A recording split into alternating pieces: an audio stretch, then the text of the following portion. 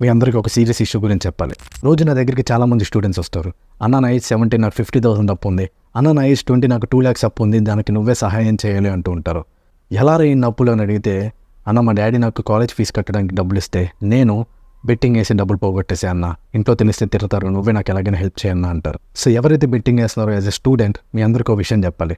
మీరు 10 రూపాయలు పెడితే 100 రూపాయలు అయిపోవాలి, 100 రూపాయలు పెడితే 1000 రూపాయలు అయిపోవాలి అని ఆశ చూపిస్తారు చూడండి, ఆ ఆశే మిమ్మల్ని నాశనం చేస్తుంది. స్టూడెంట్ లెవెల్లో మీరు స్కిల్స్ గురించి ఆలోచించకుండా డబ్బుల గురించి ఆలోచించి ఇలాంటి ఈజీ మనీ కోసం మీరు టైం వేస్ట్ చేస్తూ మనీ వేస్ట్ చేస్తూ ఉంటే మీరు చాలా ఇబ్బంది పడతారు.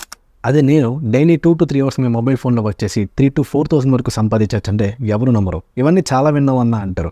కానీ ఐపీఎల్ రాగానే, హలో మామ నాకు 50,000 ఇవ్వరా, బెట్టింగ్ వేస్తున్నాను, నాకు 20,000 బెట్టింగ్ వేస్తున్నాను, నీకు నెక్స్ట్ మంత్ కన్నా 50,000 ఇచ్చేస్తా అని చెప్తారు.